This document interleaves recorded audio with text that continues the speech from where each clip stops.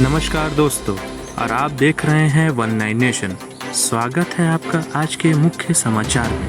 शुरू करेंगे दिन भर की छोटी और बड़ी खबरों के साथ। राज्य में एक दिन में 2247 कोरोना संक्रमित मरीज पाए गए हैं। अभी तक बिहार में कोरोना के अब तक 1,22,156 मामले सामने आए हैं, जिसमें से 98,454 मरीज इलाज के बाद ठीक हो चुके हैं। राज्य में कोरोना की एक्टिव केसों की संख्या 23,091 है और रिकवरी रेट 80% है। बिहार में 24 घंटों में कुल 1 लाख सैंपल की जांच हुई है। देश में कोरोना वायरस संक्रमितों की संख्या 31 लाख के आंकड़े को पार कर लिया है। स्वास्थ्य मंत्रालय द्वारा रविवार को जारी की गई रिपोर्ट के अनुसार पिछले 24 घंटों में 61,749 नए मामले सामने आए हैं, जिसके बाद कुल संक्रमितों की संख्या 31,05,185 हो गई है। वहीं इस दौरान 886 लोगों की मौत कोरोना की वजह से हुई है और कुल मृतकों की संख्या 57,692 के आंकड़े पर पहुंच गई है।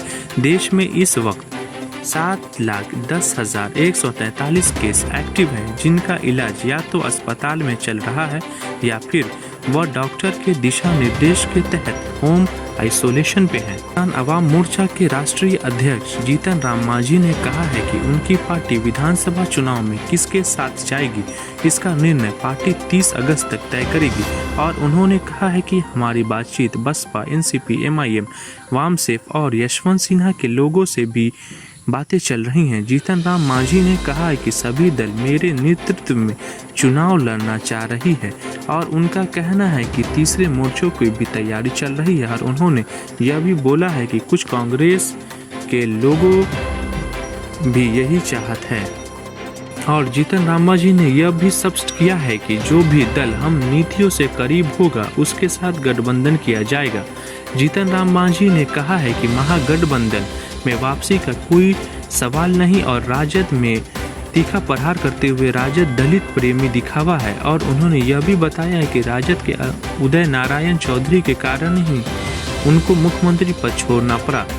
सोनिया गांधी ने पार्टी को यह कहा कि पार्टी अध्यक्ष के तौर पर मेरी कार्यकाल पूरी हो चुकी है, पार्टी को नया अध्यक्ष चुनना चाहिए।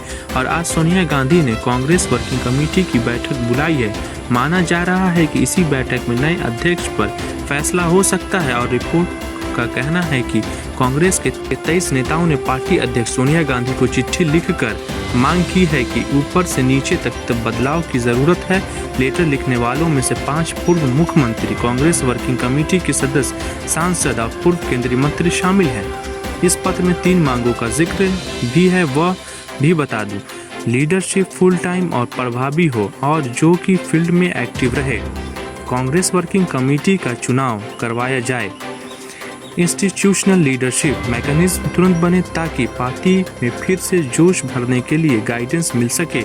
और चिट्ठी लिखने वाले के नाम है गुलाब नबी आज़ाद, आनंद शर्मा, कपिल सिब्बल, मनीष तिवारी, शशि थरूर, विवेक tanker, Mukul Wasnik, Jitin Prasad, Bhupendra Singh Hooda, Rajendra Kaul, M Veerappa Moily, Prithviraj Chauhan, PJ Kurien, Ajay Singh, Renuka Chaudhary, Milind Deora, Raj Babbar, Arvind Singh Lovely, Kaul Singh Thakur, Akhilesh Pratap Singh, Kuldeep Sharma, Yogendra Shastri, Sandeep Dikshit. Bagaha में गंडक नदी में कटाव हुआ तेज। बिहार में बगहा गंडक नदी में अपना रूप दिखाना शुरू कर दिया है, जिससे कटाव भी तेज हो गया है। कटाव को लेकर लोगों में परेशानी साफ तौर पर देखी जा रही है।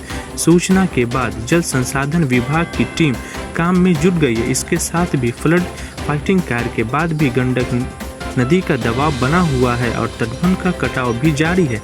जल स्तर में कमी के बाद नदी का प्रभाव सीधे मंगलपुर समेत शहर की रहायशी इलाकों की तरफ धारा दिखने को मिल रही है।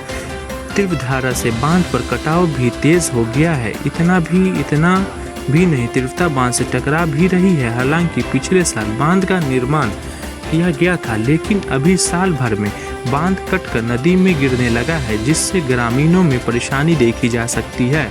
आज भारत निर्वाचन आयोग करेगी 7 DM के साथ बैठक। बिहार विधानसभा चुनाव को लेकर निर्वाचन आयोग ने कोरोना संक्रमण के बीच चुनाव प्रक्रिया के लिए दिशा निर्देश जारी किए जाने के बाद आज सभी जिलों के डीएम के साथ निर्वाचन आयोग आज बैठक करेगी और यह बैठक वीडियो कॉन्फ्रेंसिंग के जरिए होगी और इस बैठक की अध्यक्षता बिहार के मुख्य निर्वाचन पदाधिकारी HR श्रीनिवासन के साथ होगी। इस बैठक में विधानसभा के चुनाव से जुड़े सभी पहलुओं पर चर्चा की जाएगी। ईवीएम की जांच, ईवीएम की सुरक्षा, मतदाता सूची में नाम अंकित किए जाने, सभी बूथों को चिन्हित करने के बाद और बूथों को उपलब्ध सुविधाओं का आकलन, मतदाता जागरूकता कार्यक्रम सहित विभिन्न बिंदुओं पर चर्चा व कार्य की प्रगति को समीक्षा की जाएगी। मौसम विभाग ने कहा है कि 2 जगहों पर भारी बारिश होने की आशंका। मौसम विभाग के पूर्वानुमान के मुताबिक रविवार को दक्षिण पश्चिम में 1-2 जगह पर भारी बारिश दर्ज की गई, जबकि पटना सहित अन्य हिस्सों में हल्की भी मध्यम बारिश हुई। पटना में 11 बजे दिन के बाद मौसम में बदलाव आया और वही जगदेवपुर से बिठा के इलाकों में झमझम बारिश हुई, जबकि कुछ इलाकों में मामूली बारिश दर्ज की गई। राज्य के कई हिस्सों में बारिश से गर्मी और उमस से राहत मिली है।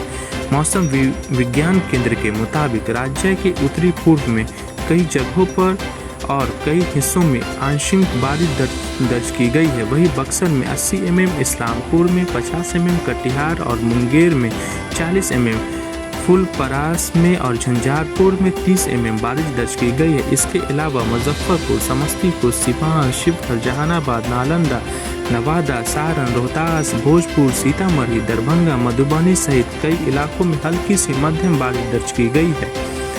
मौसम विभाग ने पूर्व अनुमान के मुताबिक बताया है कि बंगाल की खाड़ी में 25 अगस्त से नया निम्न दबाव का क्षेत्र बन रहा है, जिससे बिहार में 26 अगस्त से फिर से मौसम में बदलाव के आसार हैं। मानसून की अक्षीय रेखा झारखंड के हजारीबाग से बंगाल के डायमंड हार्बर से होकर गुजर रही है। इससे उत्तर बिहार में कई जगहों पर और दक्षिण बिहार में कुछ जगहों पर हल्की सी मध्य बारिश हो सकती है।